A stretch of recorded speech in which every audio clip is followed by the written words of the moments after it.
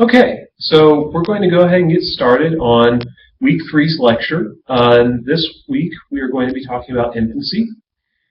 So the objectives for this week are to talk about the developmental tasks and psychosocial crises of infancy. We're going to talk about certain milestones in motor perception and skill. We're going to talk about Piaget's theory of cognitive development in infancy, the psychomotor, I should say, stage of Piaget's developmental theory. We're going to review the phases of language development, and we're going to introduce attachment theory. So, Hattinghurst, remember we talked about him last week and how he created sort of a developmental stage theory?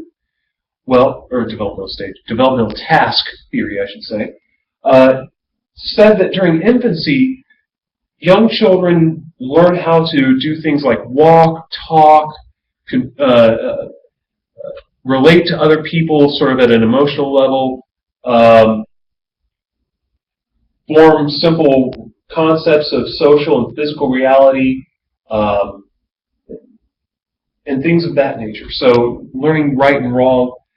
And so his tasks can kind of be broken down and consolidated into some major categories here. So developing sensory and perceptual and motor functions, attachment, sensory motor, and kind of creating schemas for ourselves about the world and about creating certain categories, and kind of developing emotionally to the point where we're able to kind of identify with our parents, identify emotionally with other children, and things of that nature. So Erikson's childhood stage is basic trust versus mistrust stage. It's the infancy stage. And you've got these other stages of childhood, and we'll talk about those in later lectures, but we're going to focus on basic trust versus mistrust today. And basically that asks the question, are you reliable? Can I depend upon you? Can I trust you?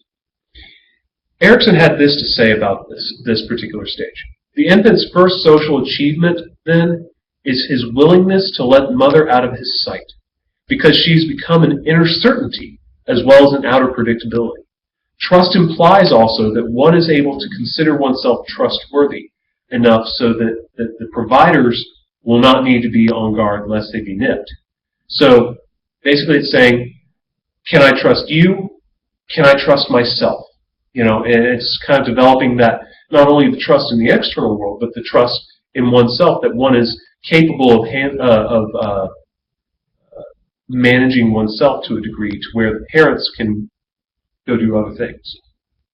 So we're going to talk about the 7 aspects of this particular crisis, and we talked about these last week, the central processes and the race of significant relations. So if you want to kind of remember what those are, feel free to pause the video and go check out those aspects again. So the central process, how the child makes sense of the world, is through mutuality with the caregiver. And that plays directly into the race of significant relationships of who is that caregiver? Well, it's the mother predominantly. And so having that mutual relationship, that mutual understanding of the mother being able to provide and care for the child gives the child a sense of either the adaptive ego quality or the core pathology, which is either hope or withdrawal. So in the case of hope, the child has learned to trust the mother and understand that she is trustworthy. And so it develops a sense of hope that the world is okay, and I can rely upon my mom and understand, you know, that she is going to care for me. The core pathology, though, if they develop a sense of mistrust, would be withdrawal. I can't trust the world. It's a dangerous place. I have to pull back, and, you know, if I pull away far enough, you know, I won't be hurt. So the cosmic order, the principle of social order is a sense of cosmic order. A sense that, okay, there is organization to the world. That the world is a safe place, and that you know, or an unsafe place, and that I can either, you know, trust it or mistrust it, and that it will predictably, that the world is predictable if I behave in such ways. And from this concept of cosmic order comes the ritualism of either the numinous or idolism. Now remember, ritualization or ritualism is basically runs on a continuum. And ritualization is a positive thing, but too much of that ritualization can become a negative thing, and that is the ritualism.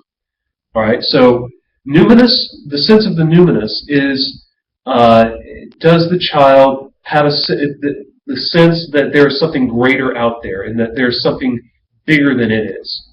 And can it rely upon that and look to that for sustenance and care? Taken too far, it can devolve into a level of idolism, dependency upon the caregiver, to the point where the child cannot function without the presence of the caregiver. Children who cling to their mother's leg frantically, trying to prevent them from leaving them, something of that nature. Okay, the person becomes an idol for the child. And John Gleason came up with the concept of the doctrine of God for this. Okay, and that's a theological lesson. So somebody who is a very early Christian may say to themselves, I can't, either I can trust or I cannot trust God. And from that, they develop a relationship with God, one of fear or one of trust and reliance. Now, again, this can be a positive or a negative thing, based, kind of like the ritualization and ritualism. So, does the person have a healthy relationship with God, or do they have a skewed conception of God and how He is in His nature, to the point where their understanding of God is almost that of an idol? Is it? And it's an unhealthy understanding relationship with God. So their concept of God is kind of based upon their trust versus mistrust. Just talking briefly about the motor and perceptual development, you can kind of turn to page 149, table 5.2, and if you look over on page 150 as well, they've got kind of a little diagram there talking about different reflexes, different motor expectations that we have for people at certain ages. Now, why is this important? We're talking about developmental psychology, not developmental physiology. Well, think about it in terms of like a mental status exam, or when somebody comes in for an intake. We talk to them and ask, so are there any developmental milestones that you missed or that your child missed?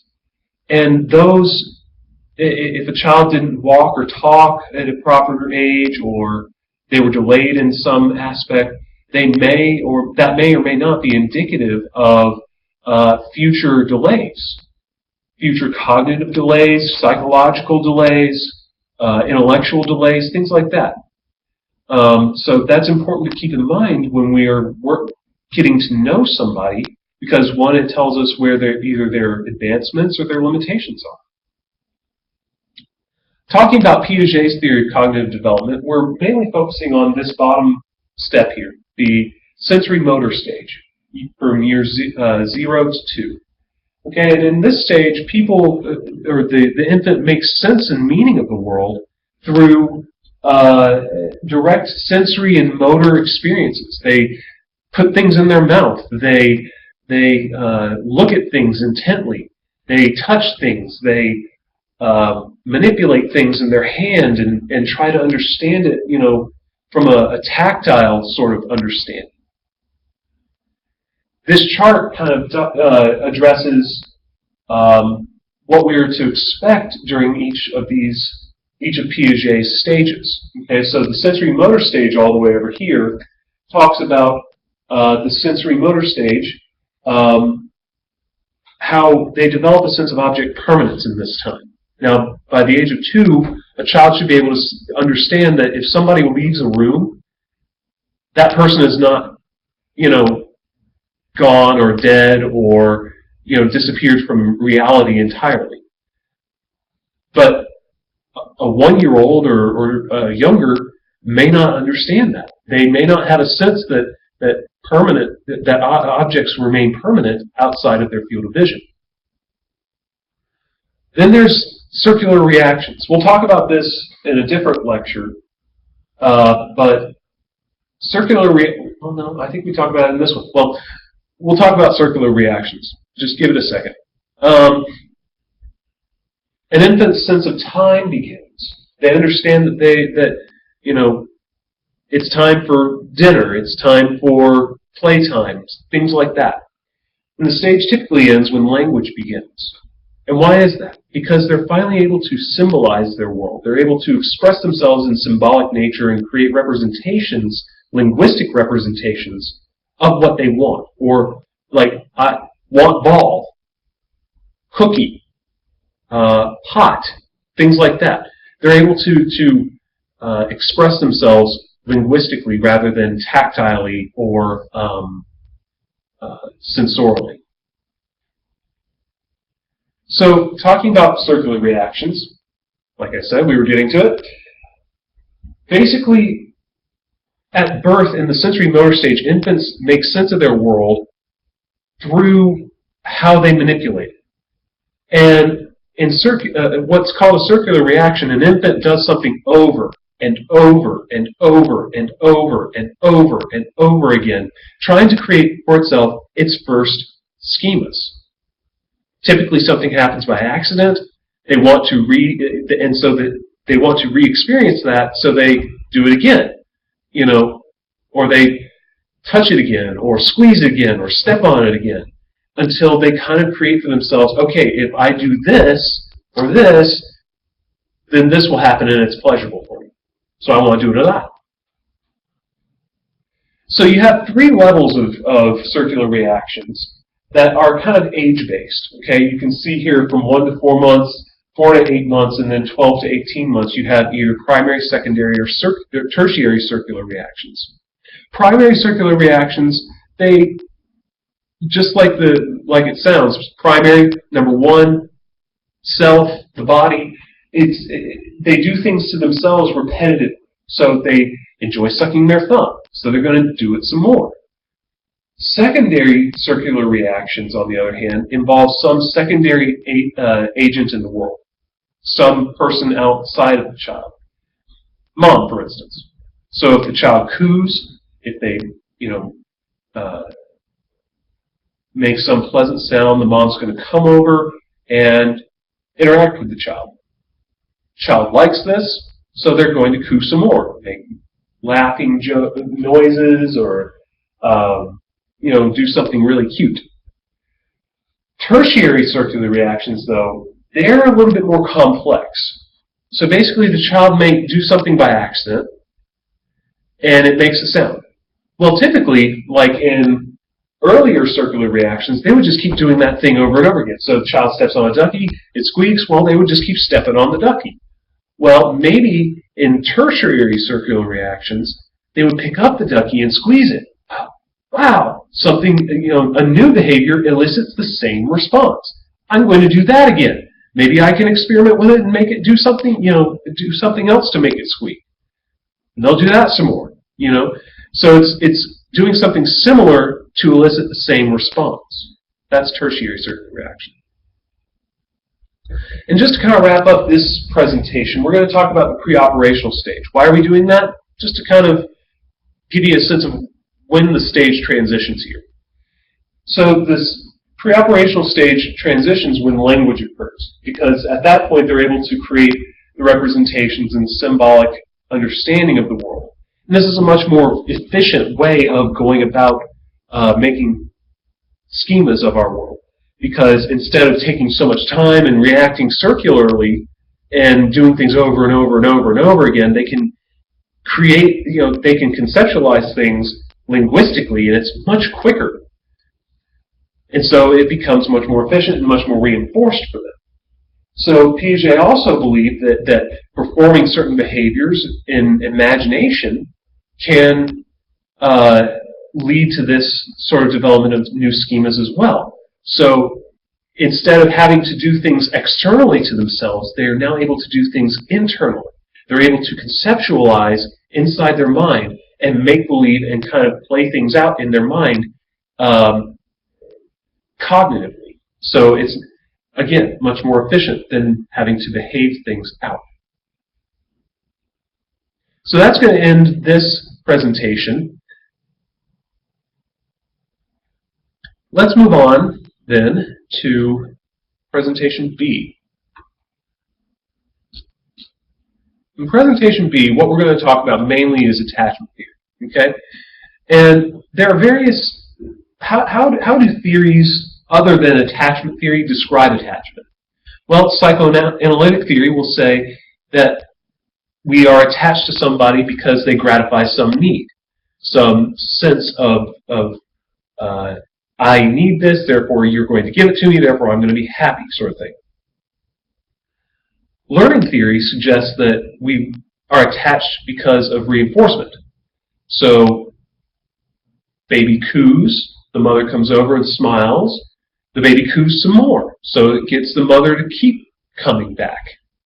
Cognitive theory is a very dry understanding. It says, I hold you in my memory, therefore you and I are attached in some way.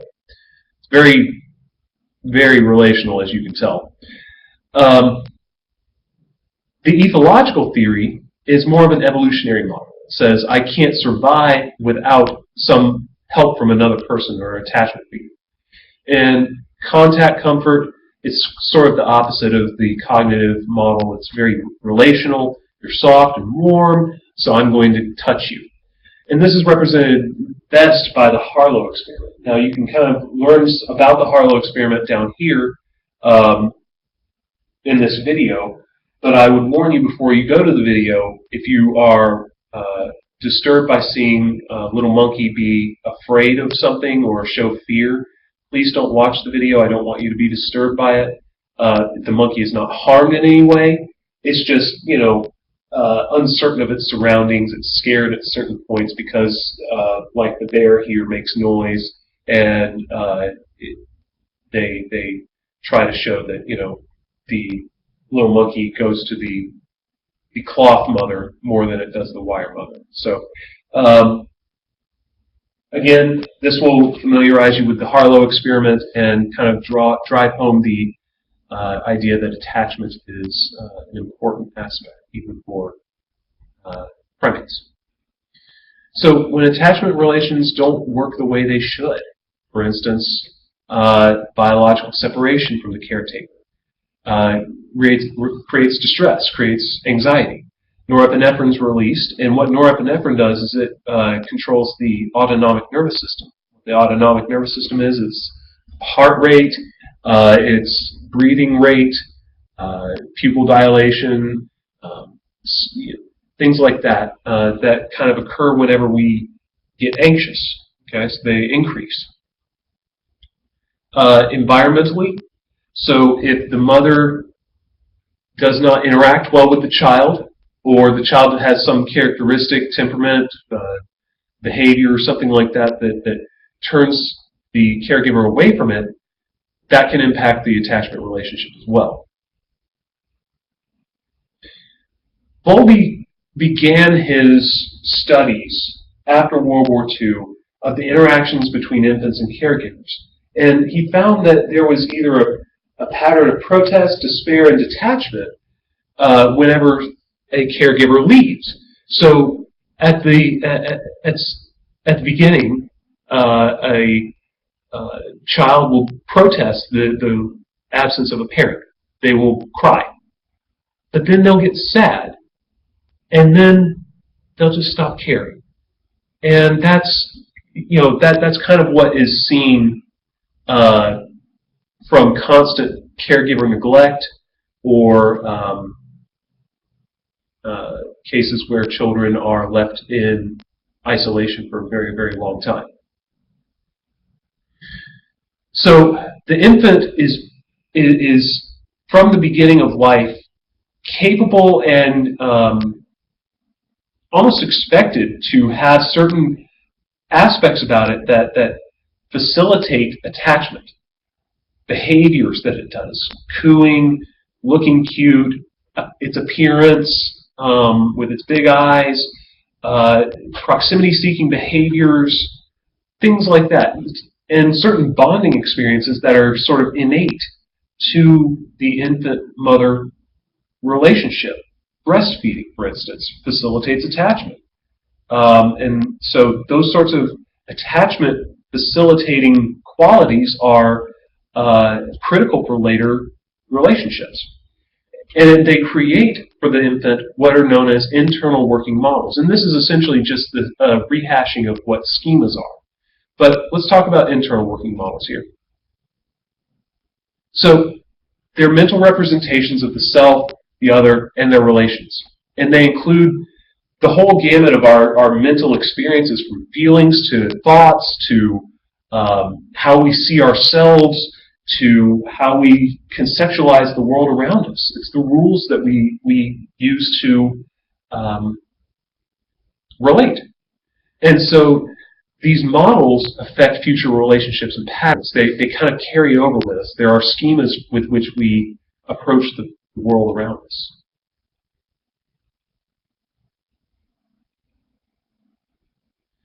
And so let's talk a little bit about what this attachment provides. A mom in certain situations can be a safe haven or a secure base for a child. The mother, as a safe haven, can provide comfort and care and a sense of security in times of stress or anxiety. And this can help the infant really kind of regulate itself. If you watched the video about the Harlow experiment, you saw that the little infant monkey became much calmer whenever it was able to cling to the cloth mother in the presence of a loud clanging noise.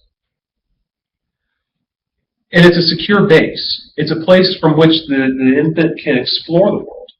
Again, in the Harlow experiment video, the monkey was placed in a new and disorganized environment, but when the cloth mother was there, it went immediately to the cloth mother and then ventured forth and explored the world. This diagram here basically shows an infant moving around the room. Okay, so you see the baby here, 1, 2, 3, and the L here is when the infant looks at the mother or the father. Okay, so movement from 1 to 2, it turns and looks at the mother at point 3. 2 more movements, and it looks at point 5. And then it gets bolder.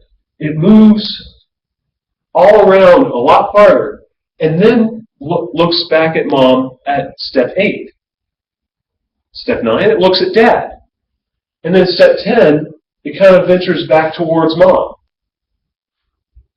But then, goes away from mom. Mom was a secure base, so it went back to mom, explored some more, and decided to explore some more. But even then, at 13, it looks right back at mom. So the S here is the stranger. Okay, is a stranger that walks into the room. Okay, so at that point, the baby kind of moves toward the stranger and moves back towards mom then. Okay, because the stranger's new. And then, like I said, it moves around the room some more. So that you can kind of see how the mother acts as a secure base, especially when a stranger walks into the room and the baby has to go back to mom for some level of comfort care. And this was an example of what's known as the strange situation, as exemplified by the work of Ainsworth. Now, she developed this situation, and you can watch this video that kind of describes the steps of the situation to kind of elicit how a child is going to react in certain situations that are novel or in which the caregiver leaves the child. And what she found is that there are certain patterns that a child will follow. If the child is either has a secure attachment or an insecure attachment.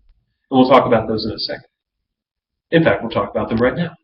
So the attachment styles that she noted are secure, insecure avoidant, insecure resistant, or disorganized. Okay, so secure is what we would kind of consider a child that is sensitive and available. The child is able to play, but is somewhat distressed whenever a parent leaves, but isn't going to freak out too terribly. Okay, the child that you saw in the video was probably securely attached.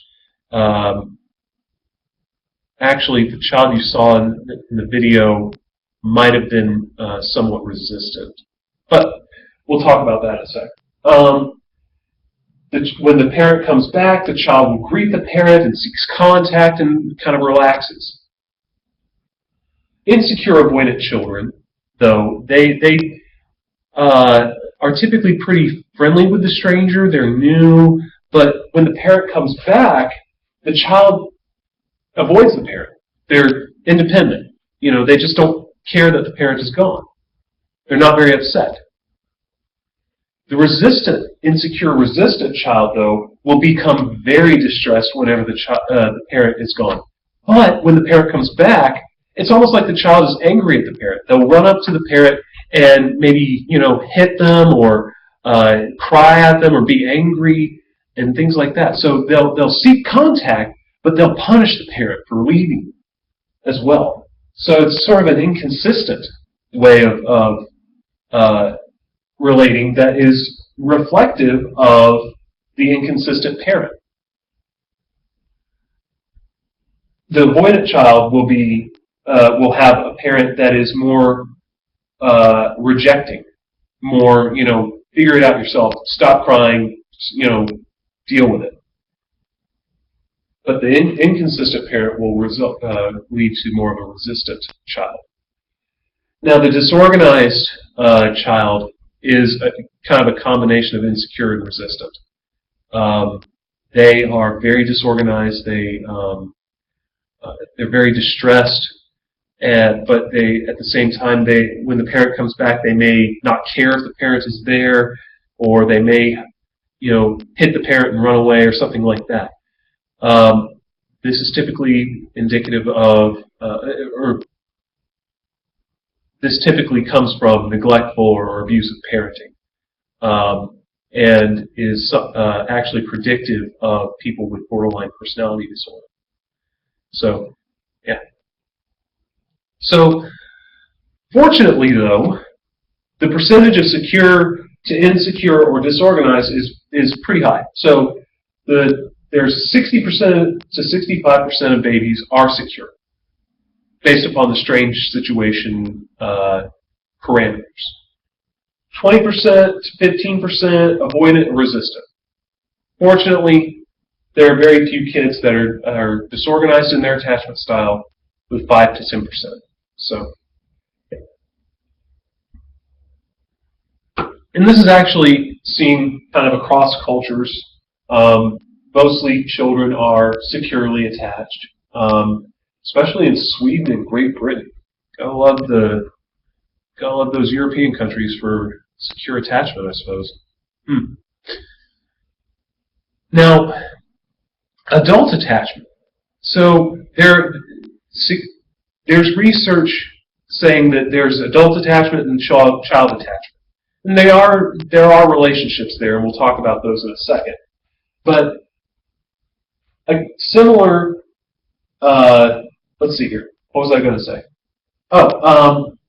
Yes, the attachments that are seen in childhood typically follow into adulthood, and we'll keep, this point will keep getting nailed home for the rest of this presentation.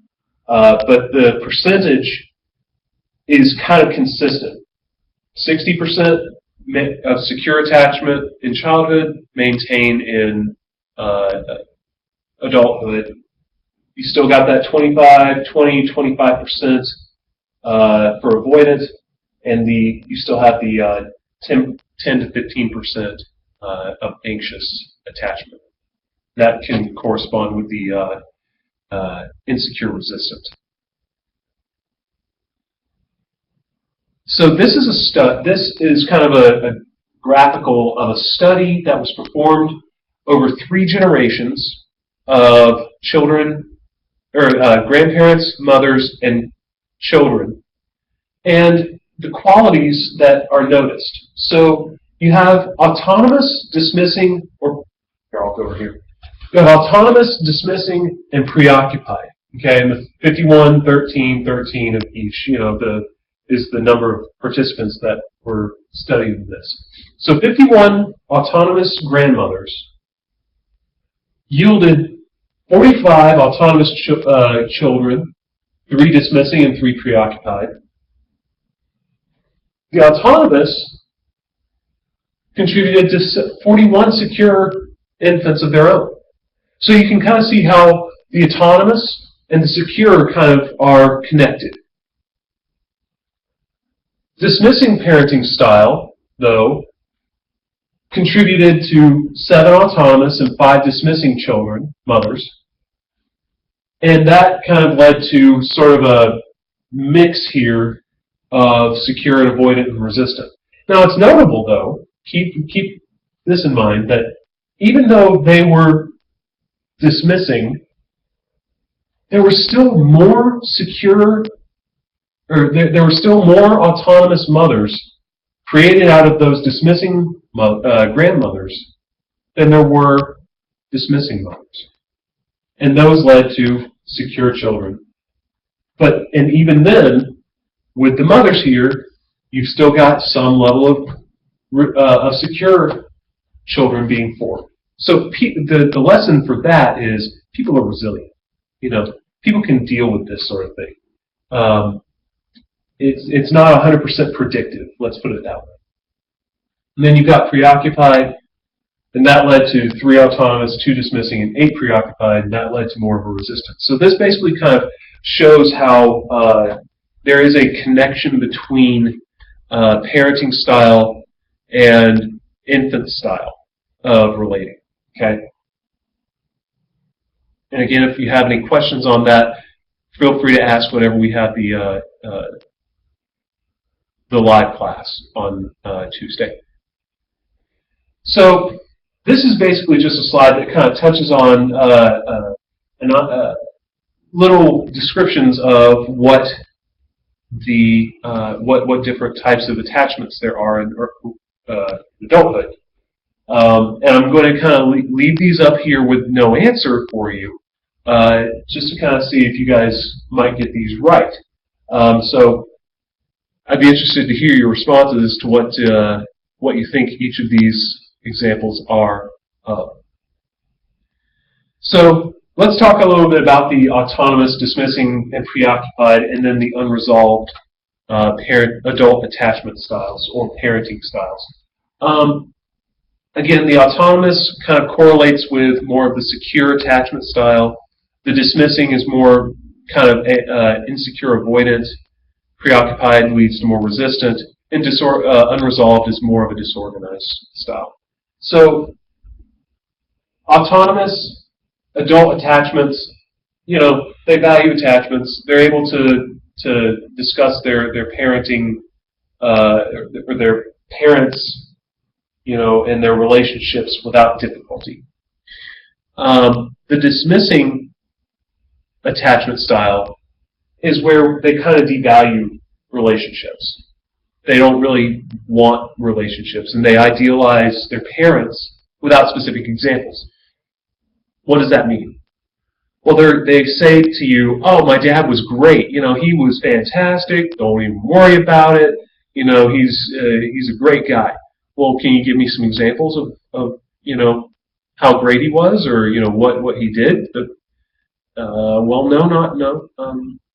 no, I can't really think of anything off the top of my head. Okay, so how does that play out? Maybe kind of they're forgetting about their parents' bad qualities, or they just want to protect their parents. I don't know.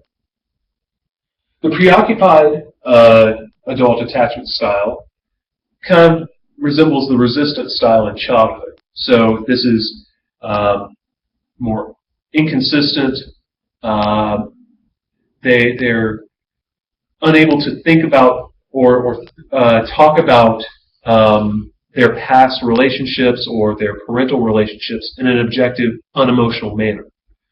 They get really worked up. They get really bent out of shape about, oh, this happened, oh, and blah, blah, blah, and they just get really worked up, and, they're yelling and screaming in your office, and you're just like, whoa, what's going on here, Now, the unresolved, again, kind of, they are oftentimes coping with loss, perhaps loss of a child relationship with their parents. Perhaps they're unable to cope with loss, or they're afraid of loss, or things like that. And so, again, you kind of see this relational style more with people with borderline personalities, in that they push you, but want you to push you away, but want you to love them still. But they'll insult you and hurt you, but they want you to still come towards them and love them. And so it's a very disorganized sort of relational style. And this chart here, it looks kind of confusing, but if you can kind of take some time to look at it and kind of try to understand it, it will kind of start making sense as to how these relational styles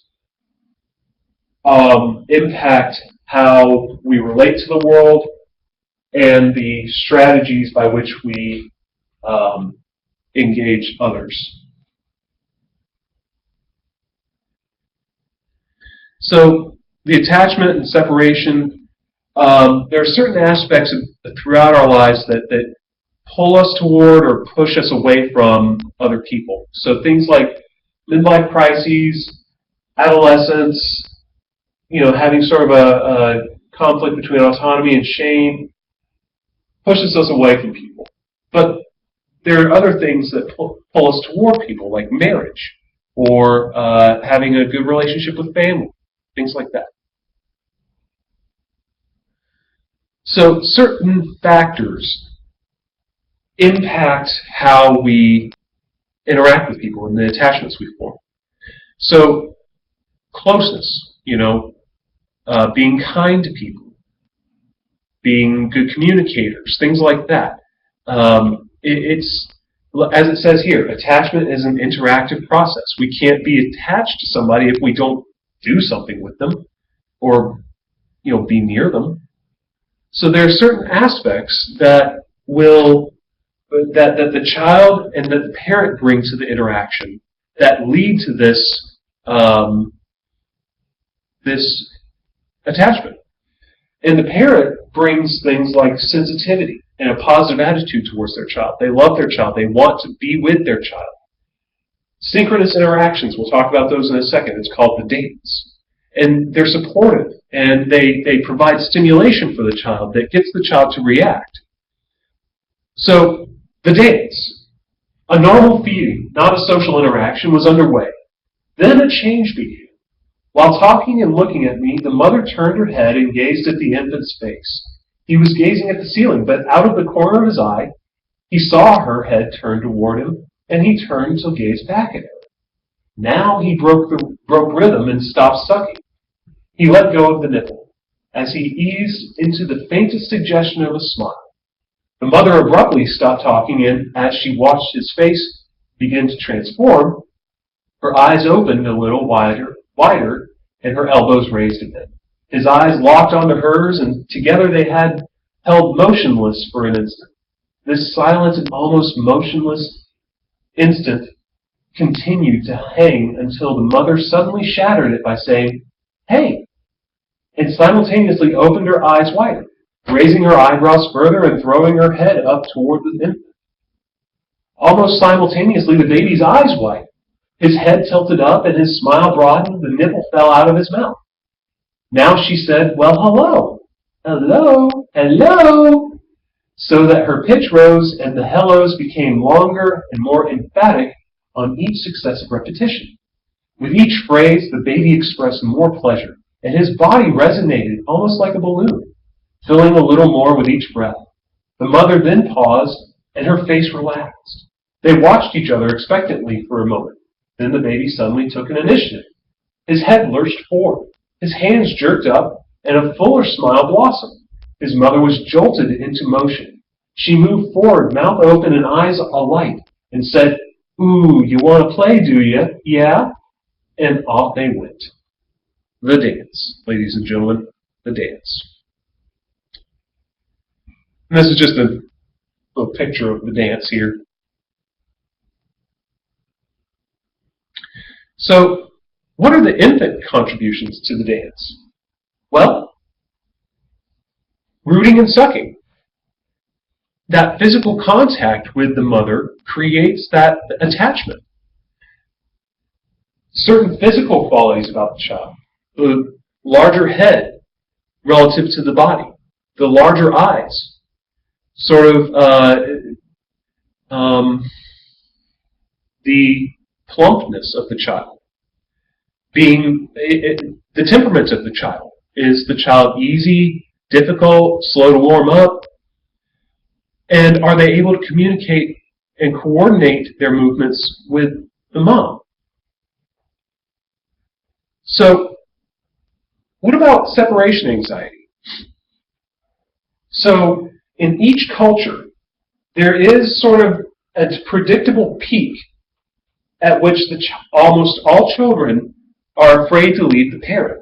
And that happens about between 10 and 15 months of age, with the peak looking to be about month 15.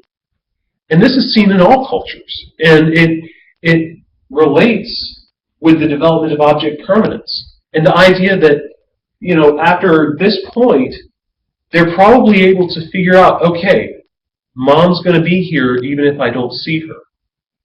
I can handle this. And then the separation anxiety diminishes. The temperament in babies can be separated into three aspects. Easy babies, difficult babies, or slow to warm up babies. And to measure this behaviorally, developmental psychologists have looked at these various aspects, from activity level to intensity of reactions to how responsive are they to certain stimuli. Are they particularly distractible? Are they attending? Things like that.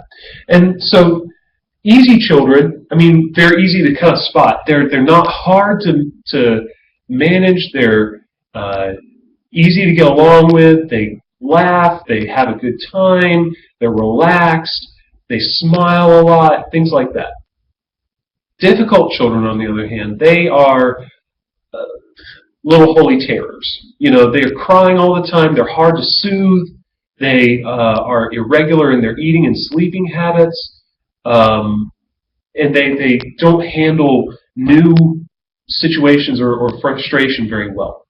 Slow to warm up children typically are somewhere in the middle. They eat and sleep better than difficult, but less than easy.